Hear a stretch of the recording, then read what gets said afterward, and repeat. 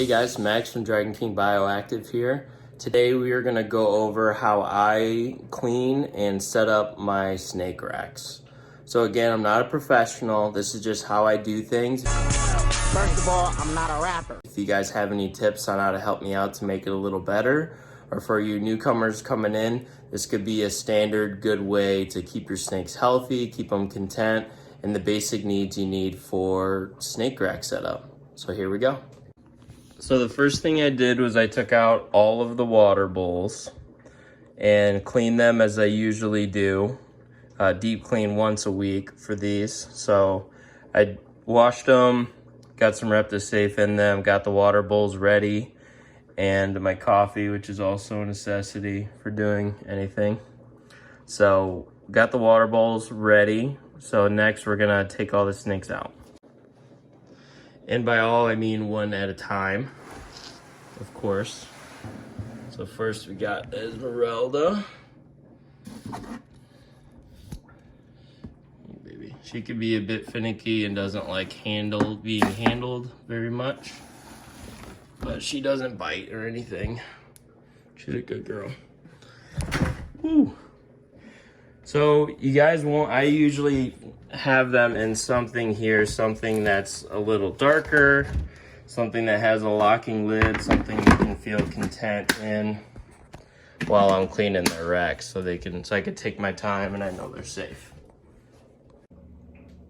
So before we go over setup, I'm going to just clean this, get a fresh clean tub first, and then we'll go over the setup and basic needs that you got for them.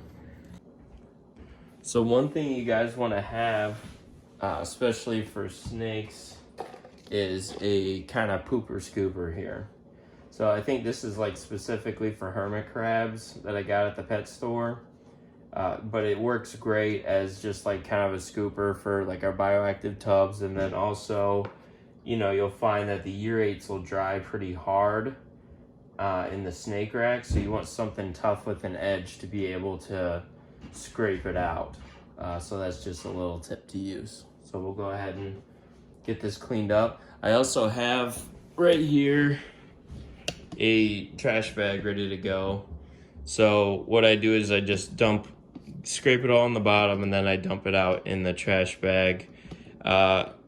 If you're a gardener, if you know anybody, I know that this used bedding is great for gardening because it's got like fertilizer and stuff in it. So that's just a little tip if you want to put it in your garden or something like that. I just toss it because it's wintertime right now and there's no real purpose of me keeping anything that's going to add smell. So that's where I'm at here. So let's get to cleaning.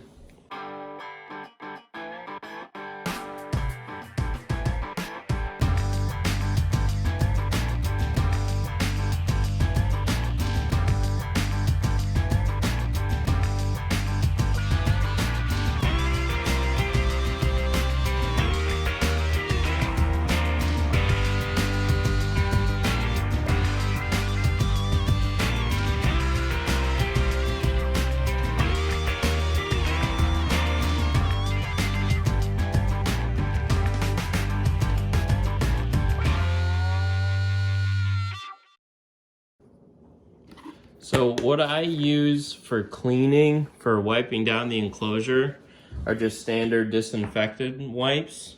I make sure that they're bleach free, and after I wipe everything down, I dry it off real good so it's nice and dry. So I'm sure there's better things to clean with, but this has been my go-to. I've had no fungus issues, I've had no bacterial stuff going on.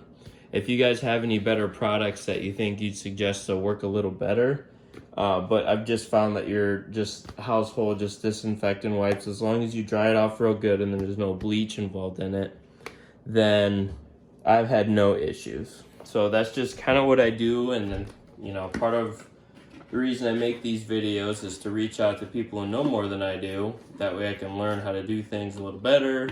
But as far as right now, this has been a good way to get it a nice clean slate. It's something simple, affordable you can buy. And like I said, as long as you dry it off real good after, it's just like a brand new tub. So that's what we're gonna do now. I also wipe off these with these as well and dry them off. Little enrichment and their stones they have in there. So now it is time for setup. So what I like to use is like a repta chip that you'll find a lot of breeders will use for their enclosures. I got it right here. I like to keep it a little moist every time I do a deep clean of their cages, which is once a month.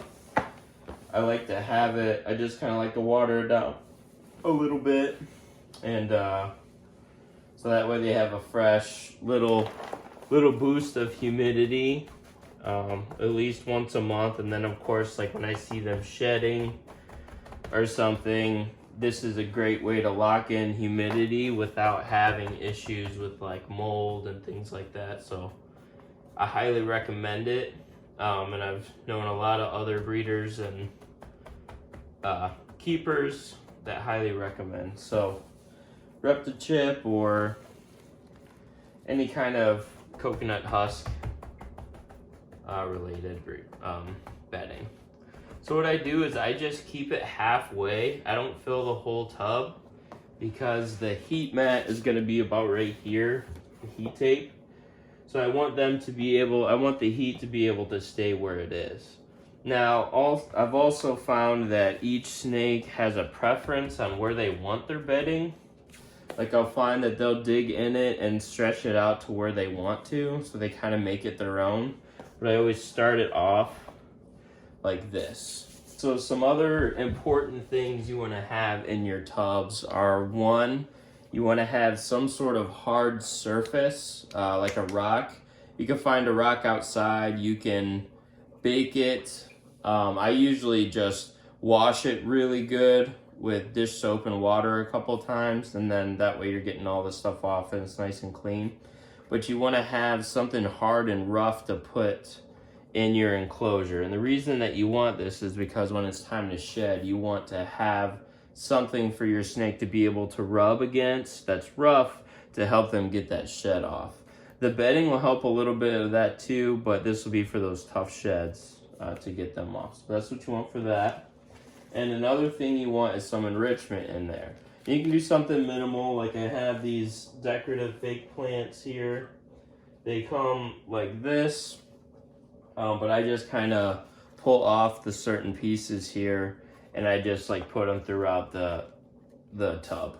So it's not a lot, you know, but it is something for them to be able to move around, something for them to smell, move around, like I said, and then go in between them, stuff like that. Just something for them to focus on or get enrichment.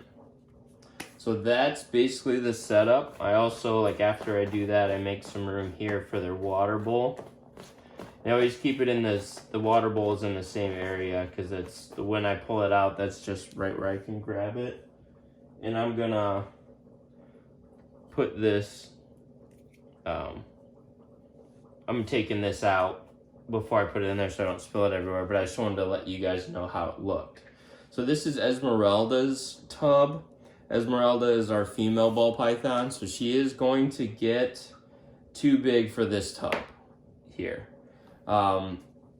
So we want to give her as much space as we can. The other three tubs that we have two male ball pythons. They will be content here throughout their lives as far as space wise. However, we are going to eventually upgrade them into bioactive enclosures. That's just preference. But they have different logs and sticks options to be able to go up and down and around. For Esmeralda, we keep it very basic because she's a little bigger, so I want her to have as much room as possible. That way she can stretch out and just have this little forms of enrichment. So this is for Esmeralda, our female ball python.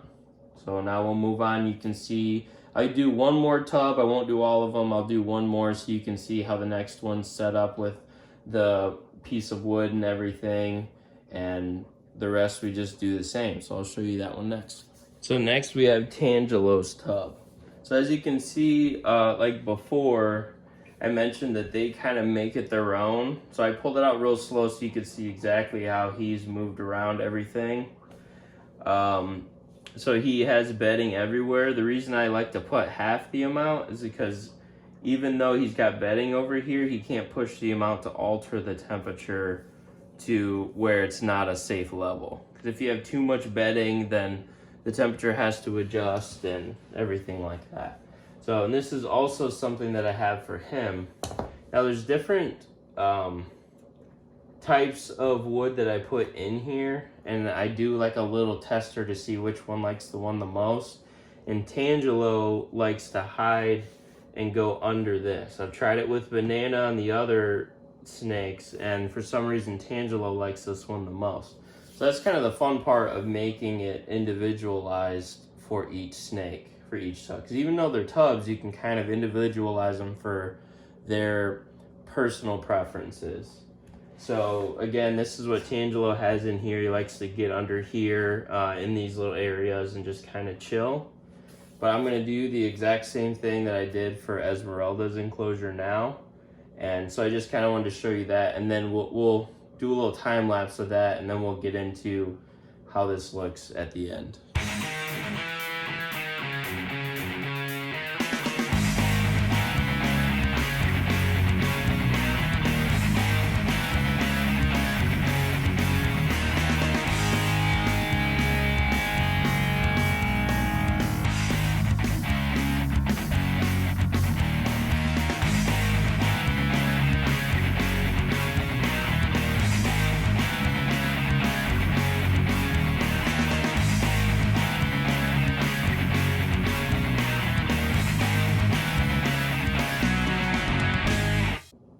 So here's Tangelo's setup. So like I said, it's exactly the same. I just have this right in the middle here because that's his favorite little log there. And so that's pretty much it. So I'm not gonna show you the next two because it's pretty much the same thing. But I will show you an end result. I'll pull out each tub and let you guys see each snake and their individual setups. And that's pretty much it, guys. If you guys have any more questions on this, if you have any tips, like I said, anything that you can give me, I appreciate. And other than that, just like and subscribe, keep things going. And thank you so much for watching. This means a lot. This channel has been growing. I'm very grateful for that, and I'd very much like to make more videos. So feel free to hit that subscribe, hit the like, that bell, all that good stuff. Other than that, I'll see you guys in the next video. Thanks.